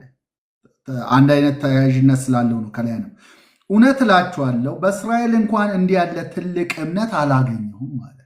በእስራኤል እንዲህ አይነት ታላቅ እምነት የተባለው የትኛው ነው? በኢየሱስ ቃል ላይ ያለ እምነትን አላገኘሁም እያላቸው ነው። ምን የሚለውን እኔ ራሴ ከበታች ያሉኝ ደግሞ እኔም ከበላይ ያለኝ፣ ና ሲለኝ የበላይ ይሄዳለሁ፣ ሂድ ሲለኝ ይሄዳለሁ። እኔም ደግሞ ከበታች ያሉትን ና ስል ይመጣሉ፣ ሂድ ስል ይሄዳሉ። አንተ ኢየሱስ በሁሉ ላይ ስልጣን አለ እያለው ኢየሱስን እየነገረው ያለው ምንድን ነው? ይሄ ሰው አንተ ስልጣን አለ፣ ቃለ ስልጣን አለው፣ የምትናገረው ነገር የማይሰማ የለም። ስለዚህ ስልጣን ስላለ ይሄን ሲል ኢየሱስ ምን አላቸው? በእስራኤል እንኳን እንዲህ ያለ ትልቅ እምነት አላገኙም። እንግዲህ ትልቅ ትንሽ የሚባል እምነት አለ። ይሄ ሰው ግን ያመነው እምነት ምን አይነት ነው? ትልቅ እምነት ነው። ለማን ነው ግን ያመነው ስትሉ፣ ለብላቴናው ነው ያመነው። ይብን ለራሱ እንኳን አይደለም፣ ትልቅ እምነት ነው። በሌላ ቦታ ላይ ለባሪያው ይለዋል እና የሰውየው እምነት በጣም ትልቅ ነው። ደግሞ የእምነቱን ትልቅነት የተገለጸው በቃሉ ላይ ባለው እምነት ነው። ከዛ ምን ይላል? እላችኋለሁ ብዙዎች ከምስራቅ ከምዕራብ ይመጣሉ፣ ከአብርሃምና ከይስሐቅ ከያዕቆብ ጋር በመንግስተ ሰማያት ይቀመጣሉ። የመንግስት ልጆች ግን በውጪ ወዳለው ጨለማ ይጣላሉ፣ በዚያ ልቅሶና ጥርስ ማፋጨት ይሆናል። ኢየሱስም ለመቶ አለቃው ሂድና እንዳመንክ ይሁንልህ አለው። ያላመኑ አይሁዳውያን ይፈረድባቸዋል፣ ያመኑ አሕዛቦች ይገባሉ እያለው ነው የሚናገረው። እና ይሄንን ነው የምትመለከቱት። ከዛ የሚቀጥለው ኢየሱስም ለመቶ አለቃው ሂድና እንዳመንክ ይሁንልህ አለው። በእምነት ነው መዳን ያለው፣ ያለበለዚያ ወደ ውጭ ነው መጣል ያለው የሚለውን ነገር ነው የሚያሳየው። ሰባተኛ እየተመለከትን የነበረው የኃጢአተኞች ወዳጅ መሆኑን ደግሞ ከቁጥር 9 እስከ 13 ትመለከት። በማዕድ ይላል። በጣም ደስ የሚለኝ ቃል ነው። በማዕድ ይልና ቁጥር 10 ላይ ተቀምጦ ሳለ እነሆ ብዙ ቀራጮችና ኃጢአተኞች መጥተው ከኢየሱስ እና ከደቀ መዛሙርቱ ጋር አብረው ተቀመጡ ይላል። ይኸው እነማን ተቀመጡ? በማዕድ የተቀመጡት ቀራጮችና ኃጢአተኞች ናቸው። አብረው ተቀመጡ። ኢየሱስ ክርስቶስ አብሯቸው ነው የተቀመጠው። ከዛስ ምን ይላል? ፈሪሳውያንም አይተው ደቀ መዛሙርቱ መምህራችሁ ከቀራጮችና ከኃጢአተኞች ጋር አብሮ ስለምን ይበላል አሏቸው። ለምንድን ነው አብሯቸው የሚበላው ከኃጢአተኞች ከቀራጮች ጋር? ከዛ እንደዚህ ይላቸዋል ኢየሱስ። ይሄ አሁን አይረኒ ነው፣ ምጸት ነው፣ ወይንም ደግሞ ምንድነው የሚባለው? ስላቅ ነው፣ ቅኔ ነው እየነገራቸው ያለው እንጂ እነዚህ ሰዎች እውነት ጤነኞች ናቸው አይደሉም። እንደዚህ ግን ይላቸዋል። ፈሪሳውያንም አይተው ደቀ መዛሙርቱ መምህራችሁ ከቀራጮች ከኃጢአተኞች ጋር አብሮ ስለምን ይበላል አሏቸው። ኢየሱስም ሰምቶ ሕመምተኞችን እንጂ ባለጤናዎች ባለመድኃኒት አያስፈልጋቸውም። በቃ እናንተ ጤነኞች አይደላችኋል፣ ተውኛ፣ በቃ እኔ በሽተኞች አግኝቻለሁ፣ መድኃኒት ያስፈልጋቸዋል አላቸው። እናንተ እኛ ጤነኞች ናቸው፣ እየተሳለቀባቸው ነው ያለው። እና ከዛ እንደዚህ ይላቸዋል፣ ምሕረትን እወዳለሁ መስዋዕትን አይደለም ያለው ምን እንደሆነ ተማሩ። ኃጢአተኞችን ወደ ንስሐ እንጂ ጻድቃንን ልጠራ አልመጣሁም አላቸው። አያችሁ፣ እነዚህ ናቸው እንግዲህ ይኸው ኃጢአተኞቹ፣ ቀራጮቹ፣ ውጭ ያሉት የተባሉት እየገቡ እነሱ እየወጡ ነው እየሄዱ ያሉት። እዚህ ቦታም ላይ የምትመለከቱት ይሄንን ነው። ከዛ በኋላ ላይ ደግሞ ከ14 እስከ 17 ስለ ጾም የቀረበ ጥያቄ ነው። አሁንም ጥያቄ ሲያቀርቡለት ትመለከታላችሁ። የሚላቸው አንድ ነገር ነው። አሁን አይጾሙም፣ ለምን? ሙሽራው አለ፣ እኔ ያለው ከጎናቸው። ግን የሕማማት ጊዜ ይመጣል፣ የስቃይ ጊዜ፣ የዛ ጊዜ ይጾማሉ ብሎ ስለ ጾም የሚናገርበት ነው። ሌላኛው ስልጣኑ የሚነግራቸው በሞት ላይ ስልጣን እንዳለው ይነግራቸዋል። ይሄ ስቶሪ እንግዲህ ሳንዱች ስቶሪ የሚባለው ነው። ብዙዎች ሳንዱች ስቶሪ የሚሉት ምዕራፍ 9 ከ18 እስከ 26 ያለውን ነው። ለምንድነው ሳንዱች የተባለው? ሳንዱች እንደምታውቁት ከላይ ዳቦ አለው፣ ከስር ዳቦ አለው፣ በመሃል ወይ ስጋ ወይ እንቁላል ወይ አትክልት ይገባበታል አይደለ? እና ይሄም ክፍል የሳንዱች ስቶሪ ነው። ሚራክሉ ሳንዱች ነው ይለዋል። ለምን? የጀመረው በሌላ ታሪክ ነው፣ በመሃል የገባ ታሪክ ታገኛለች፣ መጨረሻው ያው ታሪክ ይቀጥላል። እና በመሃል የገባው ሳንዱቹ ደግሞ ማን እንደሆነ ወይ ስጋው እንቁላል ወይ አትክልቱ ምን እንደሆነ ታዩታላችሁ። የመጀመሪያው ምን ይላል? ቁጥር 18 ላይ ይህንም ሲናገራቸው ይላል አንዱ መኮንን መጥቶ፣ ያው ቃል በቃል እያንዳንዱን እያየው አይደለም፣ አለፍ አለፍ እያልኩ ነው የምነግራችሁ። ይህን ሲነግራቸው አንዱ መኮንን መጥቶ ልጄ አሁን ሞተች፣ በሞት ላይ ስልጣን እንዳለው ሊያሳይ ነው። ተመልከቱ፣ የጀመረው የላይኛው ዳቦ ሞት የሚባለው ነው። ከዛ አንድ መኮንን መጥቶ ልጄ አሁን ሞተች፣ ነገር ግን መጥተህ እጅን ጫንባት በሕይወት ትኖራለች እያለ ሰገደለት ይላል። ኢየሱስም ተነስቶ ከደቀ መዛሙርቱ ጋር ተከተለው። እነሆም ከ12 ዓመት ጀምሮ ደም የሚፈሳት ሴት በኋላው ቀርባ የልብሱን ጫፍ ዳሰሰች። አያችሁ፣ ሳንዱች ገባ። አሁን መሃሉ ገባ። እየሄደ የነበረው የሞተችውን ለማስነሳት ነው። በመሃል ማገባች እቺ ደም የሚፈሳት 12 ዓመት ሙሉ። በጣም የሚገርም ታሪክ ነው። በነገራችን ላይ ይህንን ታሪክ ሄዳችሁ በኋላ ላይ አንብቡት። ከምን ጋር አንብቡት? ማርቆስ 5 ላይ ካለው ክፍል ጋር ማርቆስ 5:4 ላይ የምትመለከቱት እቺ የሞተችው የነበረችው 12 ዓመቷ ነው ይለናል። ደም የሚፈሳትም ሴት 12 ዓመት ሙሉ ነው ደም የፈሰሳት። የዝችኛዋ ህይወቷ ሲዘጋ 12 ዓመት በህይወት የኖረችው ሴት ህይወቷ ሲዘጋ ወይም ብላቴና ህይወቷ ሲዘጋ 12 ዓመት ሙሉ ደግሞ በስቃይ የነበረችውን ሴት ያሳየናል። እና ሳንዱቹ የ12 ዓመቱ ሳንዱች ነው። የሁለቱ 12 ዓመት ሳንዱች ማለት ትችላላችሁ። አሁን ላይ ብዙዎች በወግ ያስቀምጣሉ። አንዳንድ ነገሮች የእንትኑ ወግ የእንትኑ እንትን እያሉ ያስቀምጣሉ። እና እናንተም የ12 ዓመት ወግ ብትሉት ትችላላችሁ። እና የ12 ዓመቱ የብላቴናዋ ወግና የ12 ዓመቱ የደም የሚፈሳት ሴት ወግን ሳንዱች አድርጎ ያስቀምጥልናል። እና የዚች የ12 ዓመቷ ታሪክ ሲዘጋ ኢየሱስ መጣና ህይወቷን በአዲስ ምዕራፍ ከፈተው። የዛችን ደግሞ 12 ዓመት ሙሉ ያሰቃያት የደሟን ምንጭ ዘጋውና ሌላ ምዕራፍ ጀመረ።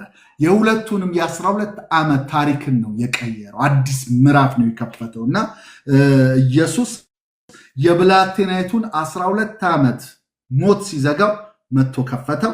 ደግሞ አዲስ ህይወት ሰጣት። የሴቲቱን ደግሞ ደም የሚፈሳትን 12 ዓመት ስቃይ ደግሞ ዘጋው። ስለዚህ 12 ዓመቱን ወግ ማየት ትችላላችሁ። እና ሳንዱቹ ምንድን ነው? የሞተችውን ብላቴና ሊያስነሳ እየሄደ ነው።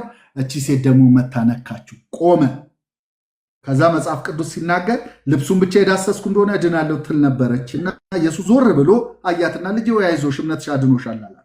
ሴቲቱም በዛች ሰዓት ጀምራ ዳነች። ኢየሱስም ወደ መኮንኑ ቤት በደረሰ ጊዜ አሁን ታሪኩ ይቀጥላል። የላይኛው የብላቴናይቱ ታሪክ ነው።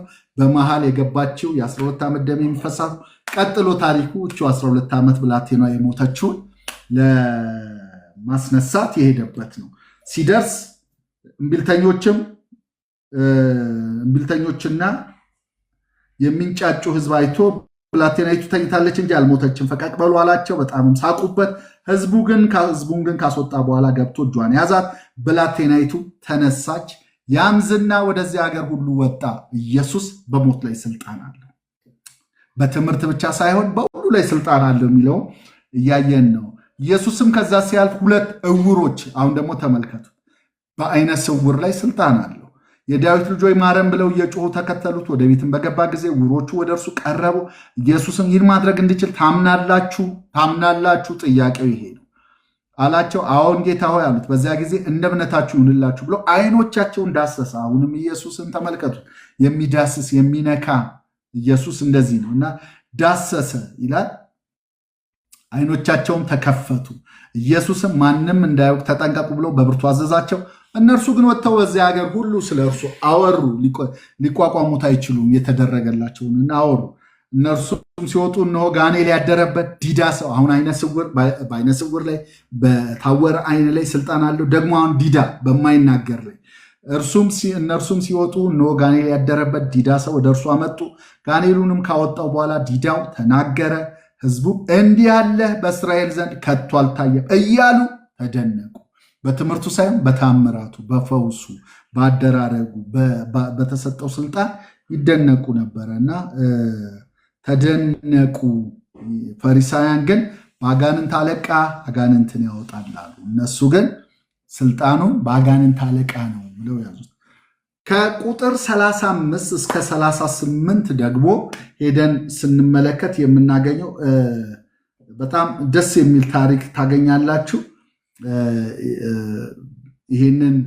ይህንን ታሪክ ከ10 ጋር አዛምጄ ነው ማቀርብላችሁ። ለምን?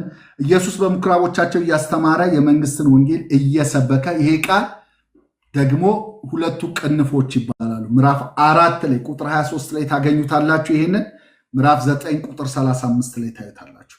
የዛኛውን ከ1 እስከ 4 የመጣበትን መዝጊያ ሆኖ ይቀመጣል።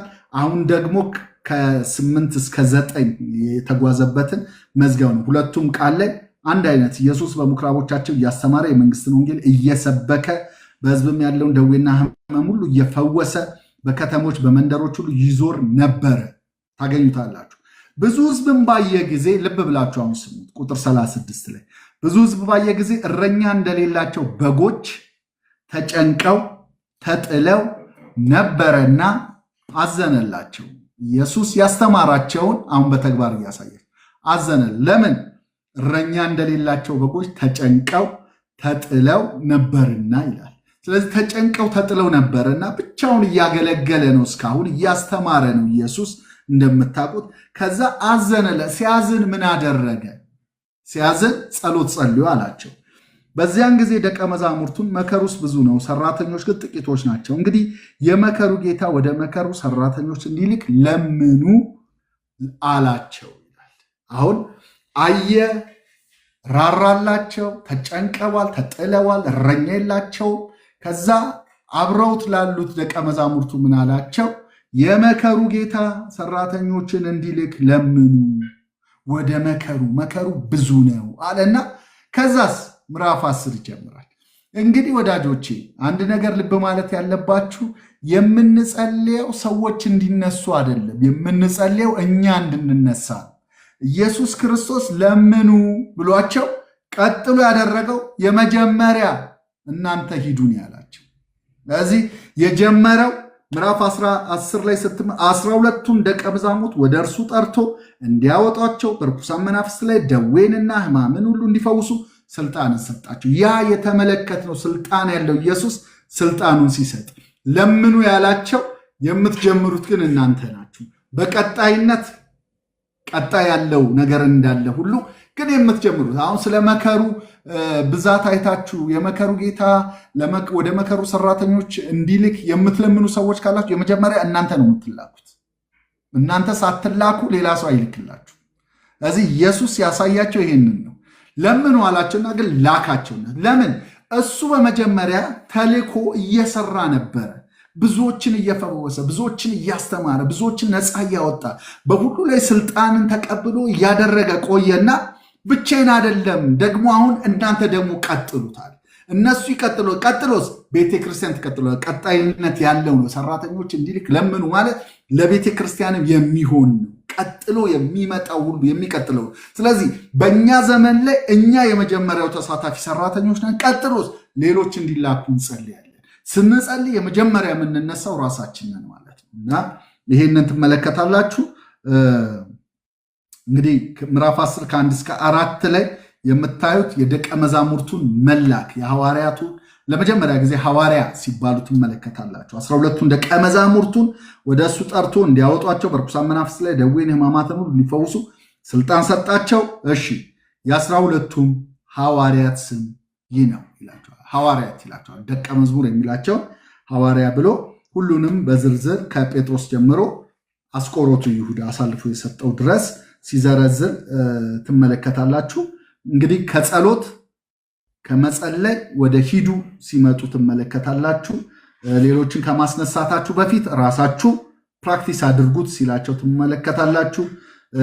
የኢየሱስን ስልጣን ተመልሶ ሲያካፍላቸው መጨረሻም ላይ ያየነው የነበረው ነገር መጽሐፍ ቅዱሳችን ላይ የምናየው ስልጣንን ተቀብያለሁ ብሎ እንካችሁ ሂዱ ነው የሚለው። ያንን ስልጣን እንኩ ብሎ ነው የሰጠን እና ይሄንን ትመለከታላችሁ። ምዕራፍ 10 ላይ እንግዲህ የምናየው ይሄ ነው። ከዛ ከ1 እስከ 4 የተላኩትን ማን እንደሆኑ ስልጣን የተቀበሉት ማን እንደሆኑ በዝርዝር ያስቀምጥልናል። 12ቱን ደቀ መዛሙርት እነዚህን 12ቱን ይላል ቁጥር 5 ጀምሮ ኢየሱስ ላካቸው፣ አዘዛቸው እንዲህ አለ፣ በአሕዛብ መንገድ አትሂዱ፣ ወደ ሳምራውያን ከተማ አትግቡ፣ ይልቅስ የእስራኤል ቤት ወደሚሆኑ ወደ ጠፉት በጎች እዛ ጋ ቀደም እንዳነበብነው ምን ይላል? እረኛ እንደሌላቸው በጎች ተጨንቀው ያያቸው የመጀመሪያ የተጨነቁትን እነዚህን እስራኤላውያን ነው። ስለዚህ የመጀመሪያ ስራችሁ ወደ እስራኤላውያን መሄድ ነው በማለት የመጀመሪያውን ተልኮ ወደ እነሱ ሲያደርግ እንመለከታለን። ስለዚህ ምን ይላቸው? ወደ አሕዛብ አትሂዱ። እንግዲህ ጊዜያዊ መመሪያ ነው። ወደ አሕዛብ አትሂዱ ብሏቸው እስከ መጨረሻው አትሂዱ እንዳላላቸው ታውቃላችሁ። ደቀ መዛሙርቱ ግን እስከ መጨረሻው የተባሉ መስሏቸው ነበር። ለምን ስትሉ ሄዳችሁ ሐዋርያት ሥራ ላይ ምዕራፍ 7 ላይ ሄዳችሁ በእስጢፋኖስ ሞት ከደረሰው ስደት የተነሳ ምዕራፍ 8 ላይ ሲበተኑ የተበተኑትም ይልና ምዕራፍ 11 ላይ የተበተኑትም ይለናል። አሁን የተበተኑት ቃሉን እየሰበኩ ዞሩ፣ ሰማርያ ደርሰዋል። ግን ምዕራፍ 11 19 ላይ የተበተኑትም ቃሉን ለአይሁድ ብቻ እየሰበኩ ዞሩ ነው። ስለዚህ የሚሄዱ የነበሩት ለአይሁድ ብቻ ነበረ። ለምን የተሰጣቸው ትእዛዝ የመሰላቸው እንደዚህ ነበረ። እነሱ ያላስተዋሉት ብዙ ነገር እንደነበረ ታያላችሁ። ስለዚህ ወደ ጠፉ በጎች ሂዱ እንጂ ወደ ሌላ ቤት አትሂዱ ተብለናል ብለው ያስቡ እንደነበረ ትመለከታላችሁ። ከዛ ከ5 እስከ 15 መልእክታቸው የሰማይ መንግስት ቀርባለች የሚል ነው። ከዛ በኋላ ድርጊት አላቸው። ሕሙማንን መፈወስ፣ ሙታንን ማስነሳት፣ ለምጻሞችን ማንጻት፣ አጋንንትን ማስወጣት ነው። ከዛስ ያስተማራቸው ትምህርት ይህንን በነፃ ተቀብላችሁታል፣ በነፃ ስጡ ነው ያላቸው። እንደውም ስትሄዱ ምን አታድርጉ ነው ያላቸው። ምንም ነገር አትያዙ ሲል ትመለከታላችሁ። ቁጥር 9 ወርቅ ወይም ብር ወይም ናስ በመቀነታችሁ ወይም ለመንገድ ከረጢት ወይም 2 እጀ ጠባብ ወይም ጫማ ወይም በትር አታገኙ፣ ለሰራተኛ ምግቡ ይገባዋልና። ምን እያላቸው ነው? እከፍላለሁ እያለ እከፍላለሁ፣ ለሰራተኛ ደሞዙን እከፍላለሁ። የሚያበራየውን በሬ አፉን አትሰር ያለ ጌታ እሱ ራሱ እከፍላለሁ ብሎ ይከፍላል። እንዴት ነው የሚከፍለው? መጨረሻ ላይ ሂዱና ቁጥር 42ን ከ40 ጀምሮ ተመልከቱ። ምን ይላል? እናንተን የሚቀበል እኔን ይቀበላል፣ እኔንም የሚቀበል የላከኝን ይቀበላል። ከዛስ ነብይን በነብይ ስም የሚቀበል የነብይን ዋጋ ይወስዳል። ጻድቅን በጻድቅ ስም የሚቀበል የጻድቁን ዋጋ ይወስዳል። ከዛስ ማንም ከነዚህ ከተናናሾች ለአንዱ ቀዝቃዛ ጽዋ ውሃ ብቻ በደቀ መዛሙርቱ ስም የሚያጠጣ እውነት እላችኋለሁ ዋጋው አይጠፋበትም። ምን እያላቸው መሰላችሁ? እኔ እናንተን ስልካችሁ ወርቅ እንዳትይዙ፣ ብር እንዳትይዙ፣ ሌላ ቀያሪ እንዳትይዙ እኔ ከፍላችኋለሁ። እንዴት ነው የምከፍላችሁ? ያዘጋጇቸው ሰዎች አሉ። ደግሞ እናንተን ታናናሾች ሚላቸው ደቀ መዛሙርቱን እነዚህ አሳ አጥማጆች የነበሩትን ሲላኩ ሂዱ፣ እናንተ ስትመጡ በእኔ ስም ነውና የተላካችሁት፣ እናንተን የሚቀበል እኔን ይቀበላል። ልኬያችኋለሁ። የተላካችሁት የእኔ አምባሳደር ሆናችሁ ነው። ስለዚህ እናንተን የሚቀበል ሰው ለእናንተ ቀዝቃዛ ጽዋ፣ ለእናንተ ምግብ፣ ለእናንተ ልብስ የሚሰጥ አብሯችሁ የሚያገለግል ነው። ይሄ ስለ ወንጌል አገልጋዮች የተጻፈ ከወንጌል ጋር ተካፋይ እንዲሆኑ ቅዱሳን የተሰጠ ምክር ነው። ሕጋዊ ውክልና ተሰጥቷቸዋል እያላቸው ነው ያለው። ተወካዮቼ ታናናሾች እንኳን ቢባሉ እኔ ነኝ የላኳቸውና አብሏቸው። ለምን? እኔ ያዘጋጅላቸዋለሁ። ውሃ አጠጧቸው። ሰንቅና ትጥቅ ህዝቡ ጋር አስቀምጫለሁ፣ እናንተ ጋር ተቀምጧል፣ ስጧቸው እያለ። ስለዚህ አንዳንዶቻችሁ ወንጌልን ለሚያገለግሉ ሰዎች ወጥታችሁ ሄዳችሁ አብራችሁ ወንጌል መስበክ ላይ ይጠበቅባችሁ ይገባል። ቀዝቃዛ ጽዋ መስጠት ትችላላችሁ። ለምን? ዋጋችሁ አይጠፋም። የሰበከው ዋጋው እንደማይጠፋ ሁሉ ቀዝቃዛ ውሃ የሚያጠጣ ዋጋ አይጠፋም። ለወንጌል አገልጋዮች የተሰጠ እንጂ ለነዳያን የምታደርጉትን የሚያመለክት አይደለም። ይህ ክፍሉ የሚያወራው ማለት ነው። እና በዚህ ክፍል ላይ የምትመለከቱት ይህንን ነው። ከዛ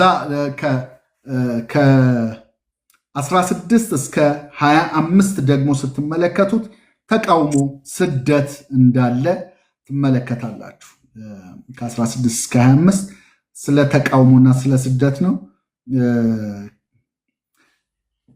በነገራችን ላይ ያው የሚቀጥል ስደት እንደሆነ ለ12ቱ ብቻ ሳይሆን ለእኛ ሁሉ የሚደርስ እንደሆነ የሚያሳይ ነው። በተለይም ደግሞ እንዴት መኖር እንዴት መመላለስ እንዳለባቸው እኔ እንደ በጎች በተኩላዎች መካከል እልካችኋለሁ ይላል እና አንዱ ምን ብሎናል? ያው የተልኮ ባህሪ ነው ብሏል። ማለት ለምንድነው ከነዚህ ሰዎች ጋር መሆን ከማይገባ ሰዎች ጋር ምትሆነው አሉት እና ከተኩላዎች ጋር ለምን ትሆናለህ ሲባል የተልኮ ባህሪ ነው። እንደ በጎች በተኩላዎች መካከል እልካለሁ ነው። አንዳንዴ በተኩላ መካከል የምንገኘው ተልከን ነው ብሏል እና ለመለወጥ ነው ብሏል። ብቻ አይለወጥ እንጂ ተኩላዎቹ እንዳይለውጡት እንጂ ጥሩ ነው እና ወዳጄ ነው ይሄንን ያለው እና ግን ስንሄድ ልንይዘው የሚገባ ትልቅ ባህሪ ያለን ምን ይለናል? እንደ በጎች በተኩላዎች መካከል እልካችኋለሁ። በጎች ናችሁ ግን በተኩላ መካከል ነው ምልካችሁ ብሎናል።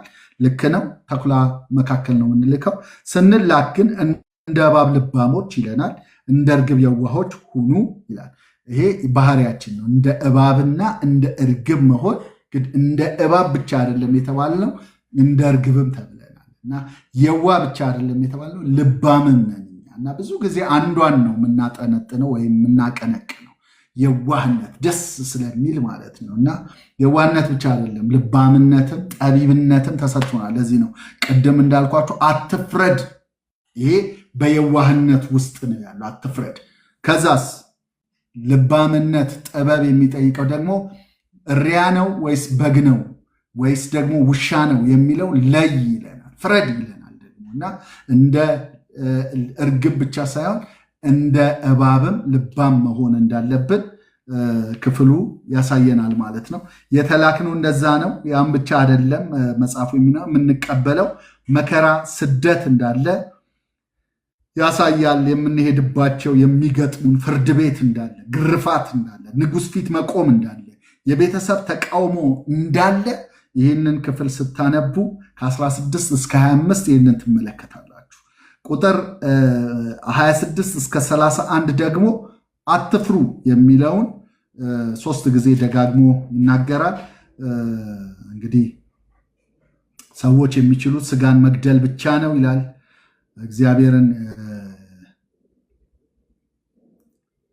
እግዚአብሔርን ፍሩ ነው ዋናው ሐሳቡ። የራሳችሁ ፀጉር እንኳን ሳይቀር ቆጥሮታል በማለት ያስቀምጧል። ይህንን እንግዲህ ከ26 እስከ 31 ላንብላችሁ። እንደዚህ እንግዲህ አትፍሯቸው፣ የማይገለጥ የተከደነ የማይታወቅ የተሰወረ ምንም የለምና በጨለማ የምነግራችሁ በብርሃን ተናገሩ፣ በጆሮም የምትሰሙትን በሰገነት ላይ ስበኩ። ስጋን የሚገድሉትን ነፍስን ግን መግደል የማይችሉትን አትፍሩ። ይልቅስ ነፍስንም ስጋንም በገሃነም ሊያጠፉ የሚቻለውን ፍሩ። ያው እግዚአብሔርን ፍሩ ነው። 2 ድንቢጦች በ5 ሳንቲም ይሸጡ የለምን? ከእነርሱ አንዲቱ ያለ አባታችሁ ፈቃድ በምድር ላይ አትወድቅ። የእናንተስ የራሳችሁ ጠጉር ሁሉ እንኳን ተቆጥሯል። እንግዲህ አትፍሩ። ሁለተኛው አትፍሩ። ከብዙ ድንቢጦች እናንተ ትበልጣላችሁ። ስለዚህ በሰው ፊት ለሚመሰክርልኝ ሁሉ እኔ ደግሞ በሰማያት ባለው በአባቴ ፊት እመሰክራለሁ። በሰው ፊት የሚክደኝ ሁሉ እኔ ደግሞ በሰማይ ባለው አባቴ ፊት እክደዋለሁ። በምድር ላይ ሰላምን ለማምጣት የመጣው አይምሰላችሁ፣ ሰይፍን እንጂ ሰላምን ለማምጣት አልመጣሁም። ሰው ከአባቱ ሴት ልጅን ከእናቷ ምራትን ከአማቷ ለያይ ዘንድ መጥቻለሁ። ለሰው ቤተሰቦቹ ጠላቶች ይሆኑታል። ከኔ ይልቅ አባቱ ወይም እናቱን የሚወድ ለእኔ ሊሆን አይገባውም። ከኔ ይልቅ ወንድ ልጁን ወይም ሴት ልጁን የሚወድ ለእኔ ሊሆን አይገባውም። መስቀሉን የሚይዝ በኋላ የማይከተለኝ ለእኔ ሊሆን አይገባውም። ነፍሱን የሚያገኝ ያጠፋታል፣ ነፍሱን ስለ እኔ የሚያጠፋ ያገኛታል ይላል። እንግዲህ ሲጀምር ቁጥር 26 ላይ እንግዲህ አትፍሯቸው ብሎ ይጀምራል። ከዛ አሁን 2 አትፍሩ የሚለውን አሳይቻችኋለሁ እና 3 ጊዜ አትፍሩ የሚለውን ቃል ትመለከታላችሁ። መፍራት ያለብንን ግን እግዚአብሔርን ነው ብሎ ያስቀምጠዋል። ከዛ ከ40 እስከ 42 ውክልና ስለተሰጣቸው ደቀ መዛሙርቱ ስልጣን የተሰጣቸው ደቀ መዛሙርት እነሱ ደግሞ ስልጣናቸው የተቀበሉ ስልጣን የተልእኮ ስልጣን ነው። በሄዱበት ሁሉ እግዚአብሔር የሚበሉትን የሚጠጡትን የሚለብሱትን ያዘጋጀ ነው፣ ለሰራተኛ ደሞዙ የሚከፍል ነው ብሎ ይናገራል። በቀደም ዕለት በነበረን የጸሎት ጊዜ ላይ ያካፈለን ሰው እግዚአብሔር ዋጋን ይከፍላል የሚል ነበረ። ለሰራተኛ ደሞዝን ይከፍላል። ምሳሌ ላይ ያለውን ቃል ነው እና እንደዚህ ይላል። እሱን ላነብላችሁና እንጨርሳለን ማለት ነው። እግዚአብሔር ከፋይ ነው። አሜን።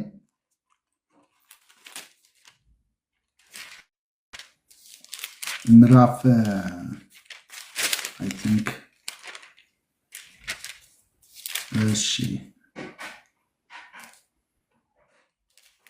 ምዕራፍ 22 መሰለኝ። ምዕራፍ 24 በመከራ ቀን ብትላላ ጉልበት ጥቂት ነው። ቁጥር 11 ወደ ሞት የሚነዱትን ታደግ፣ ሊታረዱ የተወሰኑትን አድን። እነሆ ይህን አላውቀውም ብትል ልቦችን የሚመረምር እርሱ አያስተውልምን? ነፍስህን የሚመለከት እርሱ አያውቅምን? ለሰውስ ሁሉ እንደ ስራው አይመልስለትምን? እግዚአብሔር ለሰው እንደ ስራው ይመልሳል፣ እንደ ስራው ይከፍላልና እኔ በጣም የምወደው መዝሙር ነው እና የትኛው ነው የምትወደው መዝሙር ካላችሁ የሊሊ መዝሙር ነው። ዋጋዬን የሚሰጠኝ ወሮታዬን ደሞዜን የሚከፍለኝ የዕለት ቀለቤን እግዚአብሔር አይደለም ወይ የሚያኖረኝ? እኔ ከእርሱ በስተቀር ምንም የለኝ። ወዳጆቼ የተልእኮ ሰዎች ስትሆኑ ይሄ መዝሙር ነው የምትዘምሩት እና ዋጋን የሚሰጥ እሱ ነው፣ የሚከፍል እሱ ነው። በሄድንበት ቦታ ሁሉ ባዶ እጃችንን ገብተን አትረፍርፎ የሚያወጣን እሱ ነው። የማያሳፍር ነው። የላከን አያሳፍረንም። ስለዚህ በምንሄድበት ቦታ ሁሉ እግዚአብሔር ዋጋን ይከፍላል የሚለውን ነገር እንድናይ ያደርገናል። የሚሰሩ የሚያገለግሉ ደቀ መዛሙርቱ ብቻ ሳይሆን ውሃ የሚያጠጡትን ዋጋቸው አይጠፋም። ስለዚህ ሁላችንም እንድናገለግል ተጠርተናል። እግዚአብሔር ይባርካችሁ።